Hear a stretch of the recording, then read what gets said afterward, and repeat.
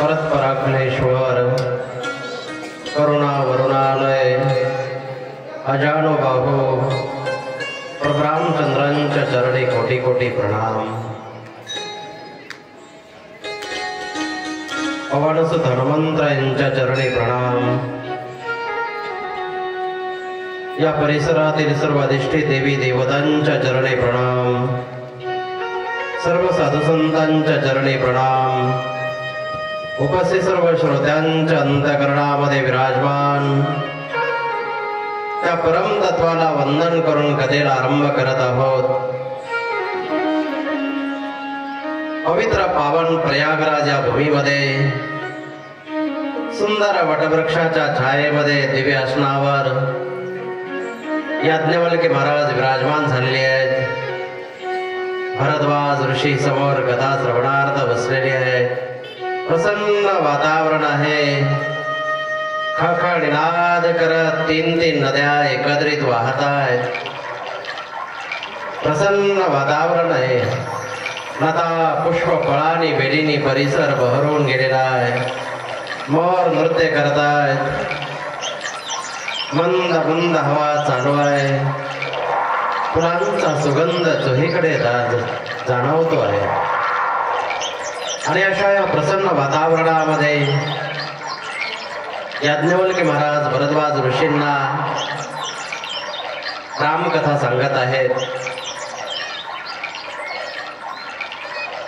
आज भरद्वाज ऋषी याज्ञवल्क्य महाराजांच्या मुखारविंदातून भगवान भोलेनाथांचं चरित्र श्रवण करत आहेत। भगवान शंकर जे अतिशय दयाळू आहेत, अतिशय कृपाळू आहेत, भक्तांच्यावर सतत कृपा करण्यासाठी तत्पर असतात, असे हे भोलेनाथ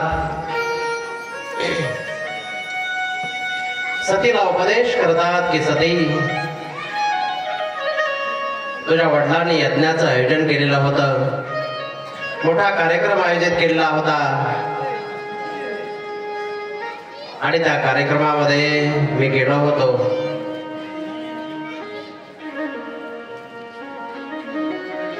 सभा भरलेली होती। सभा सुरू होण्यासाठी वेळ होता आणि त्यावेळेला मी विचार केला की जीवनातला अमूल्य वेळ व्यर्थ जाता कामा नये आणि म्हणून मी डोळे बंद करून प्रभूचं ध्यान करू लागलो, चिंतन करू लागलो। सज्जन हो, सर्व देवांचे देव महादेव चिंतन करतात, तर मग आपण का चिंता करायची? आपणही चिंतन केलं पाहिजे। आपण चिंतन करत नाही, चिंता करत राहतो। चिंता न करता चिंतन केलं पाहिजे। चिंता आणि चिता यामध्ये थोडासाच फरक आहे, अनुस्वराचा फरक आहे। परंतु चिता काय करते? चिंता चिता समख्याता बिंदु मात्रेण विसंगता निर्जीवम दहते चिता सजीवम दहते चिंता। चिंता आणि चिता यामध्ये थोडासा फरक आहे। निर्जीव माणसाला, मेलेल्या माणसाला जी जाळते ती चिंता आहे, चिता आहे, आणि जिवंत माणसाला जी जाळते ती चिंता आहे। चिंता करून करून कितीही मोठा माणूस असला तरी वाळून जातो। त्यामुळे चिंता करायची नाहीये। कशाची चिंता करणार हो तुम्ही? जरा विचार करा। जो संसार आपण पूर्ण करू शकत नाही त्या संसाराची चिंता करत राहतो। मुलाची चिंता, मुलीची चिंता, घराची चिंता, जे होणारच आहे, ज्याच्या त्याच्या कर्मानुसार जे घडायचं ते घडणारच आहे। आपण काळजी करून काय उपयोग आहे? प्रत्येकाचं आपलं आपलं कर्म आहे। तुम्ही कितीही काळजी केली ना तरी ज्याच्या जीवनामध्ये जे घडायचं ते कधीच चुकत नाहीये, निश्चित ठरलेलं आहे, ते अटळ आहे, कधीही बदल होऊ शकत नाहीये।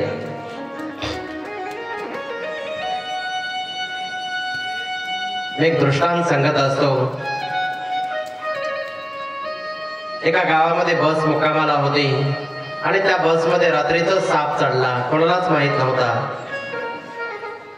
सकाळी सकाळी बरेच माणसं बसले आणि बसमध्ये बसून निघाले। बस जाऊ लागली। सकाळची वेळ होती, थंडीचे दिवस होते। बस बरीचशी दूर गेली आणि पुढे गेल्यानंतर त्या माणसाच्या पायावर तो साप चढला.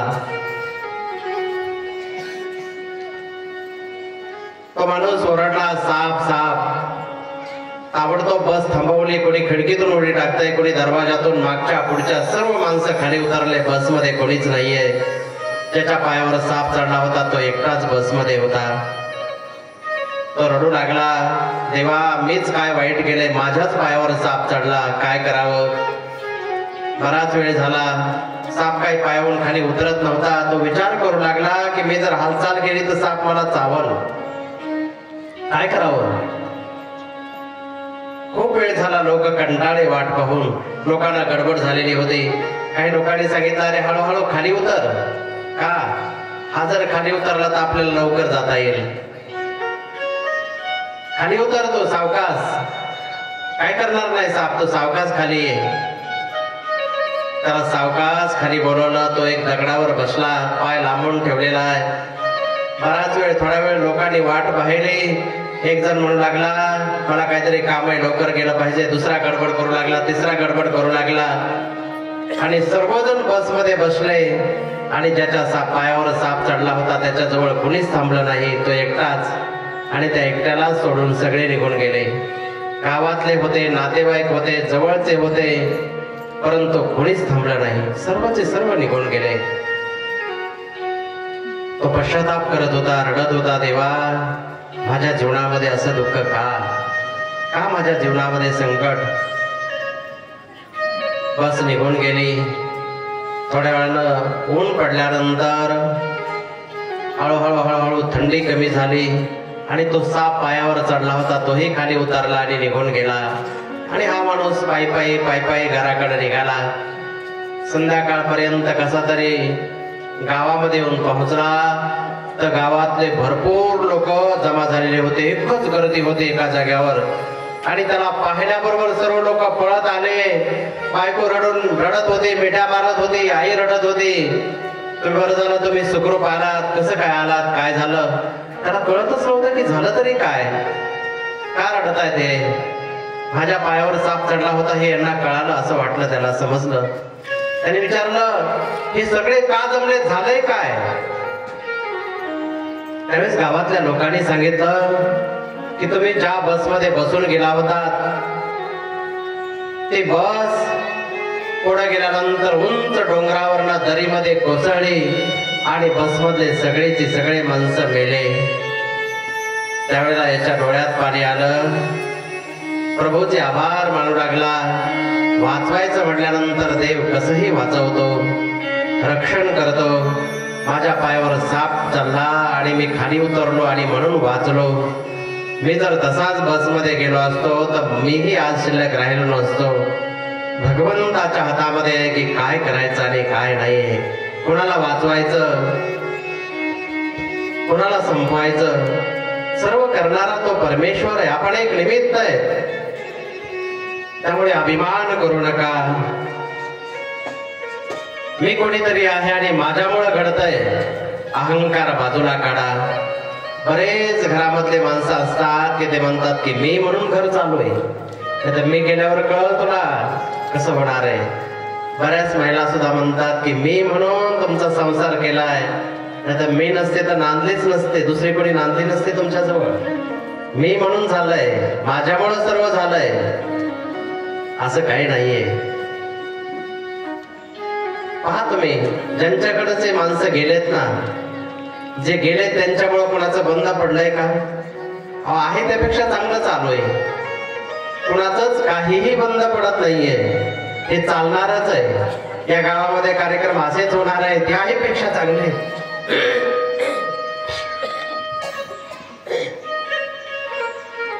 आता चालू आहे त्यापेक्षा चांगले कार्यक्रम होणार आहे, चांगला विकास होणार आहे, चांगले माणसं जन्माला येणार आहेत. हे सर्व चालू राहणार आहे. यापेक्षा सर्व चांगलं होत जाणार आहे. परंतु आपण अभिमान करायचा नाही. सर्व होणारच आहे. विनाकारण अभिमान करतो माणूस. त्यामुळे अभिमान करू नका. नको अभिमान करू.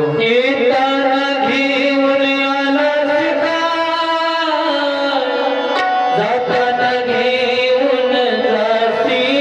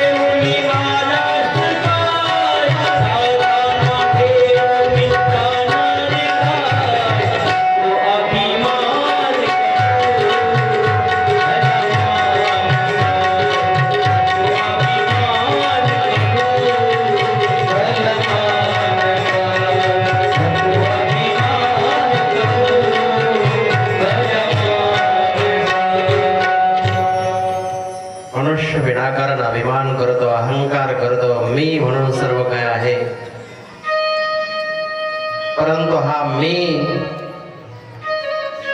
एक ना एक दिन संपला जातो, अभिमान संपला जातो, आपलं काहीच चालत नाहीये। आज भगवान भोलेनाथ त्या सभेमध्ये बसले होते, सभा सुरू होण्यासाठी वेळ होती आणि तोपर्यंत डोळे बंद करून ध्यान करू लागले, प्रभूचं चिंतन करू लागले, नामस्मरण करू लागले। आपणही आपल्या जीवनामध्ये जेव्हा कुठे वेळ मिळेल तेव्हा नामस्मरण करा, निश्चय करा की प्रभूचं चिंतन करायचंय। हा शंकर चिंतन करत होते, श्रीराम श्रीराम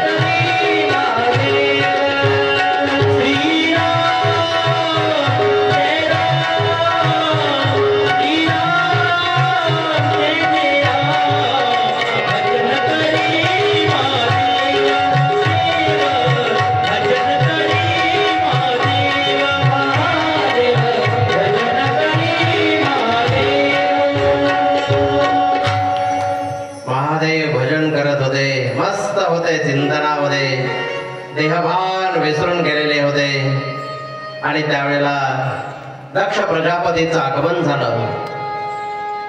अध्यक्ष महोदय आले आणि त्यांना पाहण्याबरोबर सर्वजण उठून उभे राहिले. त्यांचं स्वागत करण्यासाठी सर्वजण उभे राहिले. परंतु भगवान शंकर मात्र उठले नाहीये. ते ध्यान करत बसलेले होते. डोळे बंद करून त्यांचं ध्यान चालू होतं. दक्ष प्रजापतीचं लक्ष आपल्या जावयाकडे गेलं. दक्ष प्रजापतीला भयंकर क्रोध आला. सर्वजण उभे राहिले आणि हा माझा जावाई बसू नये. मी आल्यानंतर माझ्या स्वागतासाठी उठायला पाहिजे होता, परंतु उठला नाही. क्रोध आला दक्ष प्रजापतीला.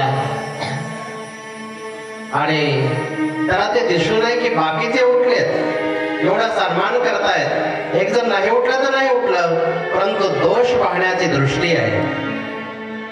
आदर देतायत तर आदर घेता आला पाहिजे, सन्मान घेता आला पाहिजे.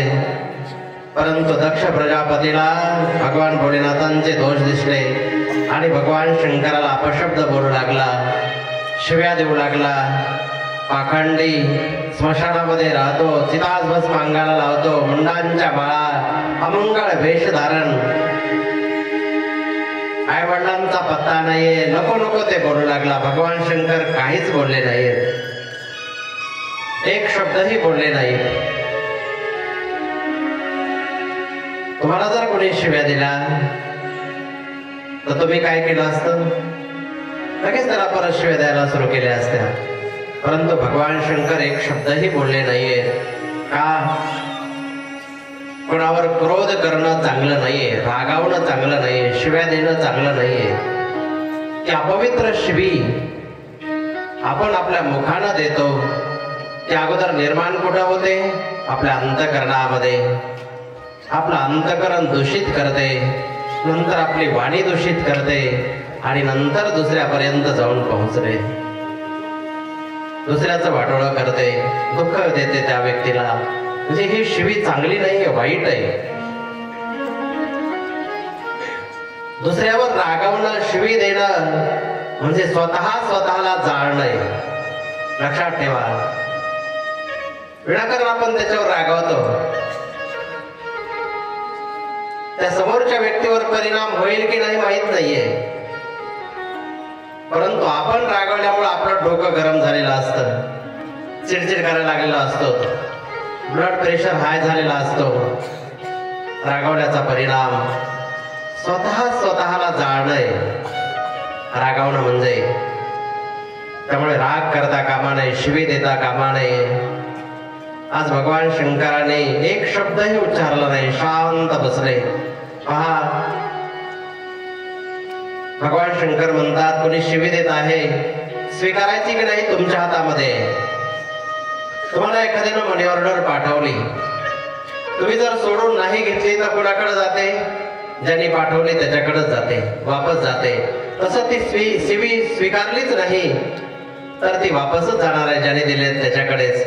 किंवा तुम्ही एखाद्या दुकानामध्ये गेलात कपडे पाहण्यासाठी, कपडे पाहिले, ते तुम्हाला जर पसंत पडले नाहीत तर तुम्ही काय करता? ते कपडे तसेच ठेवता आणि पुढच्या दुकानामध्ये जाता. आता पाहिलेले कपडे कोणाकडे राहिले? त्याच दुकानदाराकडे राहिले. तसं एखाद्याकडे जो माल आहे तो दाखवतो, ते स्वीकारायचा का नाही तुमच्या हातामध्ये आहे, घ्यायचा का नाही तुमच्या हातामध्ये आहे. भगवान शंकर काहीच बोलले नाहीत. आणि जिथं विवाद होतो ना, भांडण होतं, अशा ठिकाणी थांबलं नाही पाहिजे. ताबडतोब भगवान शंकर तिथून उठून निघून आले.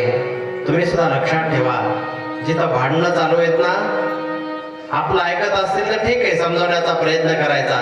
पण ऐकणारे नसतील तर तिथं मध्यस्थी करायला किंवा पाहत बसायला जायचंच नाहीये. बऱ्याच माणसांना सवय असते, थोडस भांडण सुरू झालं की लगेच जमा होतात, काय चालू झालं म्हणून पाहण्यासाठी. तिथं थांबायचं नाही, तिथून निघून जायचं. अशा ठिकाणी थांबणं सुद्धा धोकादायक आहे, भांडणाच्या ठिकाणी थांबणं. भगवान शंकर तिथून निघून आले आणि परत आल्यानंतर आपल्या आपल्या साधनेमध्ये होते. बरेच वर्ष निघून गेलं. भगवान शंकर म्हणतात, सती तुझ्या वडिलांनी दक्ष प्रजापतीनं मला शिव्या दिल्या, सासऱ्यानं जर जावयाला शिव्या दिल्या, अपमान केला, तर सासरा तो राग कुणावर काढतो? जावई तो राग कुणावर काढतो? तुमच्या सासऱ्यानं जर तुम्हाला शिव्या दिल्या आणि तुम्हाला राग आला तर तो राग तुम्ही कोणावर काढणार? घरी आल्यानंतर पत्नीवरच काढणार. परंतु भगवान शंकर एक शब्दही बोलले नाहीयेत, शांत राहिले.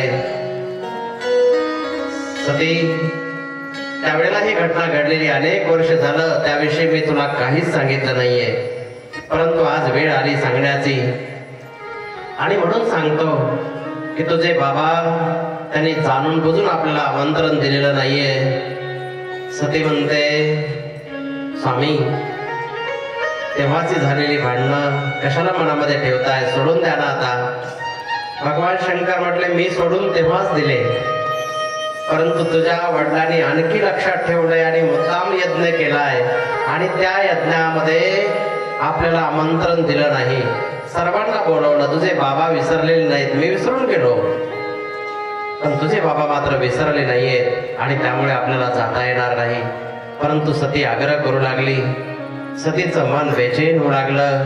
आपल्या आईवडिलांचं प्रेम तिला आठवायला लागलं, बालपणचे दिवस आठवायला लागले, बहिणीचं प्रेम, माहेरचा आनंद तिला आठवायला लागला आणि आज माहेरला जाण्याची ओढ लागली सतीला. कधी एकदा माहेरला जावं असं तिला होऊ लागलं, कारण डोळ्यासमोर तो यज्ञ होऊ लागला. भरपूर लोक आलेले, सर्व नातेवाईक जमा झालेले, सर्व डोळ्यासमोर दिसू लागले. डोळे बंद केलं तरी दिसत होतं. त्यामुळे सती बेचैन झालेली आहे आणि आपल्या स्वामींना आग्रह करते, स्वामी चला. पण भगवान शंकर येण्यासाठी तयार होत नाही. सतीनं विचारलं, मग स्वामी मी जाऊ? तुमची जर परवानगी असेल तर मी जाते.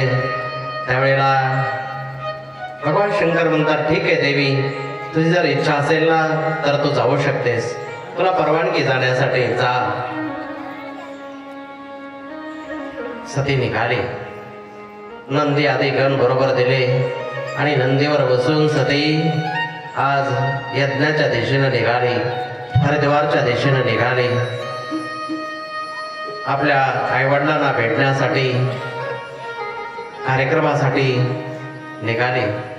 माहेरची आठवण करत करत करत करत चाललेली आहे. हरिद्वार मध्ये आलेली आहे आणि हरिद्वार मध्ये आल्यानंतर निघाली. ज्या ठिकाणी यज्ञाचं आयोजन केलेलं होतं त्या दिशेनं चाललेली आहे. सतीनं पाहिलं, विशाल मंडप दिलेला आहे, भव्य मंडप आहे, अतिशय सुंदर. अनेक विद्वान मंडळी आलेले आहेत, ब्राह्मण मंडळी मंत्र घोष करतायत. आनंदी आनंद आहे, प्रसन्न वातावरण आहे. सतीला वाटत होतं की मी महादेवाची पत्नी, भगवान भोलेनाथांची पत्नी आहे. सर्व जग मला वंदन करतंय, सर्वजण प्रणाम करतात. आजही तर गेल्यानंतर सर्वजण मला प्रणाम करतील. परंतु दक्ष प्रजापतीनं सांगितलं होतं सती येण्याची दाट शक्यता आहे. माझा जावई येईल सांगता येत नाही, परंतु सती येण्याची दाट शक्यता आहे. कुणीही तिला वंदन करायचं नाही, कुणीही बोलायचं नाही, आज्ञा दिली होती. आणि सभेमध्ये सती आली, एक शब्दही तिला कोणी बोलत नाहीये. सतीला पाहिल्याबरोबर सर्व तोंड फिरू लागले, एकही शब्द कोणी बोलायला तयार नाही. सतीला वाटलं माझ्या बहिणी तरी बोलतील, परंतु बहिणीही बोलल्या नाहीत. बहिणी तिला पाहून म्हणू लागल्या, पहा आली वाटतं जोगीन, पाहायचा नवरा स्मशानभूमीमध्ये राहतो. मेकअप करायचं तर माहीतच नाहीये, मेकअप करायला चिताभस्म अंगाला लावतो, अमंगळ वेश धारण करतो, मुंडांच्या माळ्या गळामध्ये घालतो. अपशब्द बोलायला सुरुवात केली. त्यावेळेला सतीला खूप वाईट वाटू लागलं. सर्वजण तोंड फिरवत होते, कुणीच प्रणाम करत नव्हतं, कुणी विचारत नव्हतं.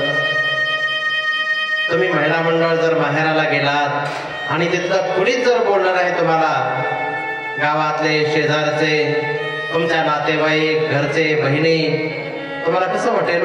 एक शब्दही कोणी जर नाही बोललं तर किती वाईट वाटेल. सतीला खूप वाईट वाटलं. सतीला वाटलं माझी आई तरी बोलेल, दुसरं कोणी नाही बोललं तर जरूर माझी आई बोलेल. आणि सती आईजवळ गेली. आईला पाहिलं सती आलेली आहे. सतीची आई कुठून बाहेर आली.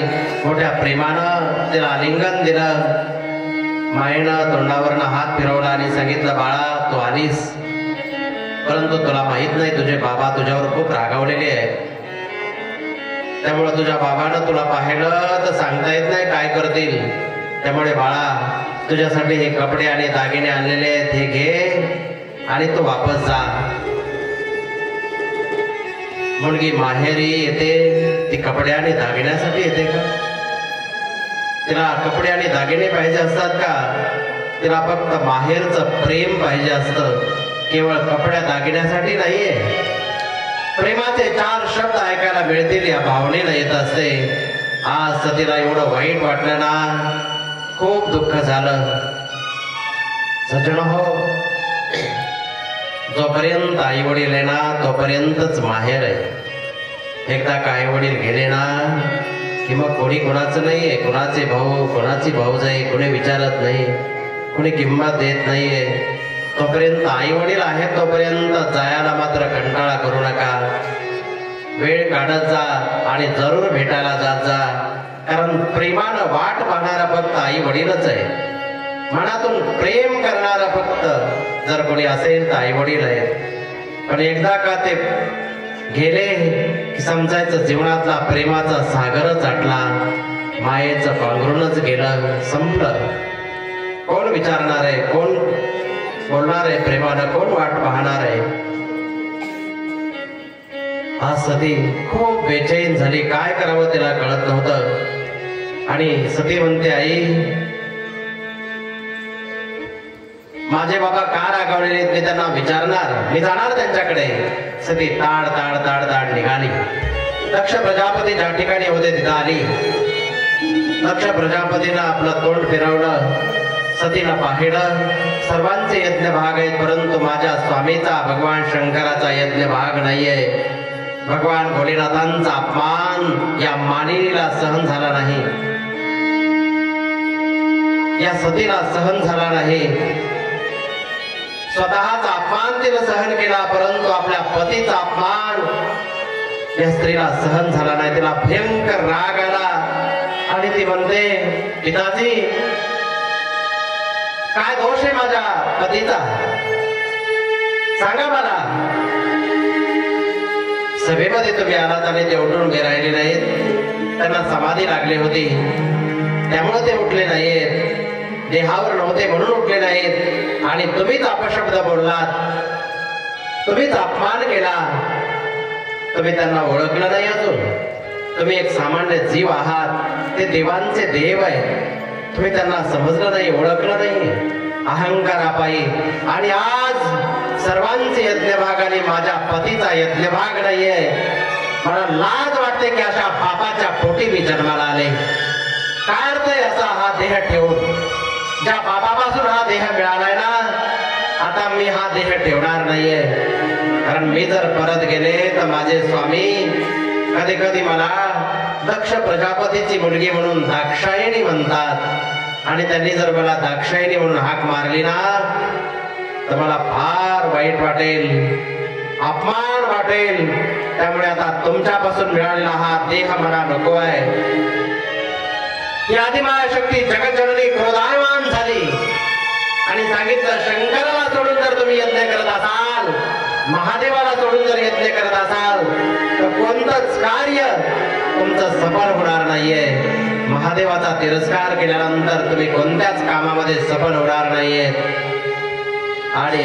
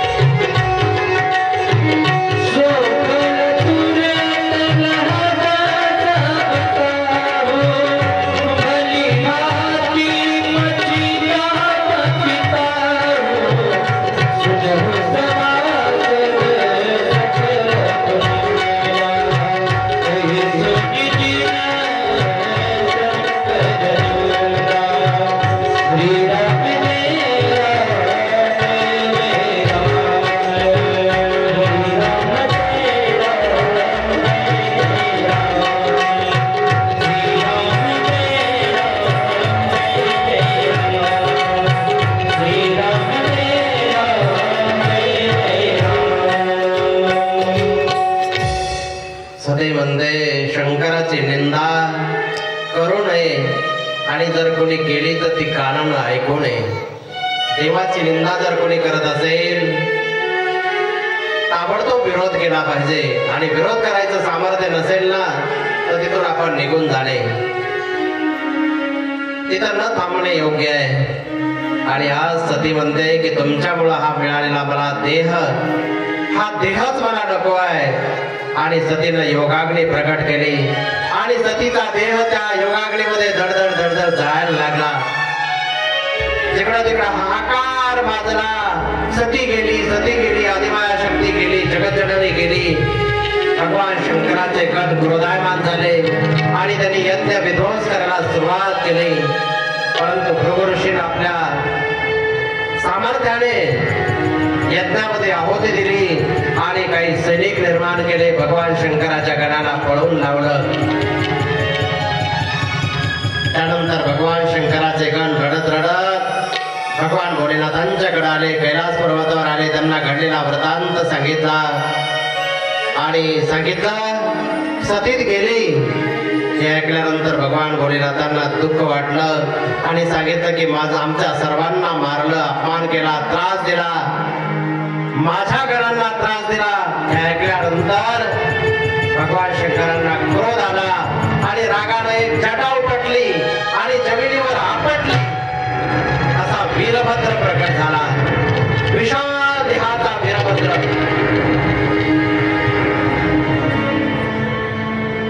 हजारो भुजा असणारा तो वीरभद्र प्रकट झाला आणि वीरभद्रानं भोलेनाथांना प्रणाम केला. एक परिक्रमा केली आणि सांगितलं बोला काय न्याय. सांगितलं जा दक्षाचा यज्ञ विध्वंस कर, जिवंत सोडू नको त्याला. आणि वीरभद्र निघाला. भगवान भोलेनाथाचे अनेक गण बरोबर निघाले. हरिद्वार मध्ये आले. धुळीचे नोट दिसू लागले.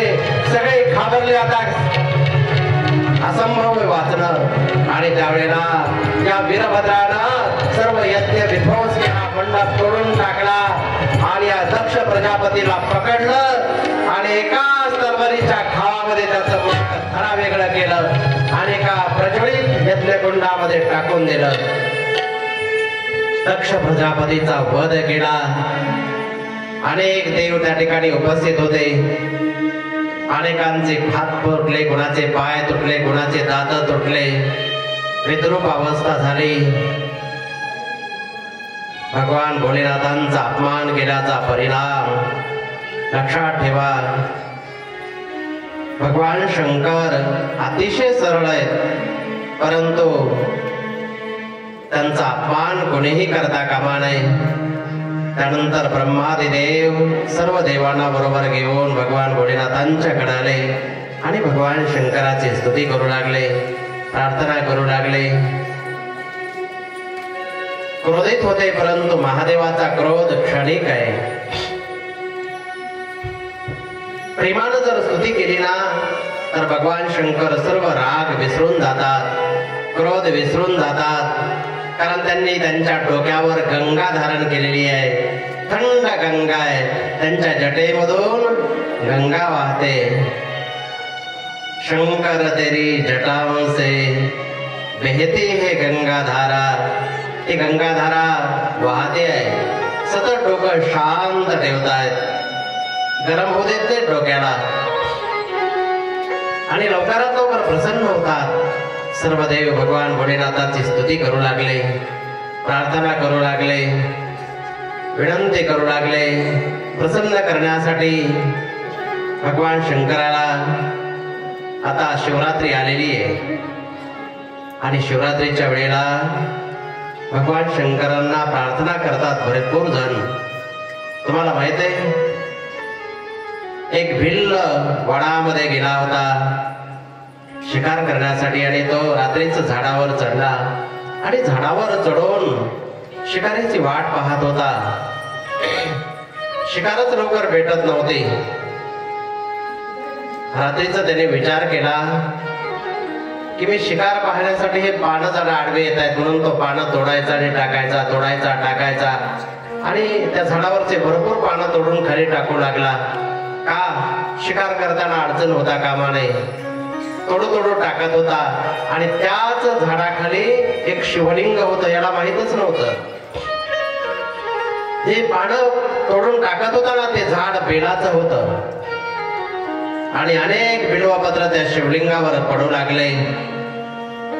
आणि ती रात्र होती शिवरात्र. शिवरात्रीच्या रात्री एक तर त्याला काही खायला मिळालं नाही, त्यामुळे उपवास घडला आणि रात्रभर बेलाचे पानं तोडून टाकत होता. भगवान शंकरांना असं वाटलं की किती मोठा माझा भक्त आहे, आज उपवास केलाय आणि एवढे पुष्प मला अर्पण करतोय. भगवान शंकर त्याला प्रसन्न झाले आणि भगवान शंकर प्रसन्न झाल्यानंतर म्हणतात, तुला काय हवंय वरदान मागून घे, मी तुझ्यावर प्रसन्न आहे. तो म्हटला, महाराज मी शिकारी आहे प्रभू. अरे तू शिकारी जरी असलास ना तरी आज शिवरात्र आहे आणि शिवरात्रीच्या दिवशी जो मला बेलपत्र अर्पण करतो ना तो मला फार प्रिय होतो. आणि म्हणूनच भगवान शंकराला काय प्रिय आहे, कशाची आवड आहे, बेलाची आवड आहे. हे भोळ्या शंकरा, हे भोळ्या शंकरा, आवड तुला बेलाची, आवड तुला बेलाची, बेलाच्या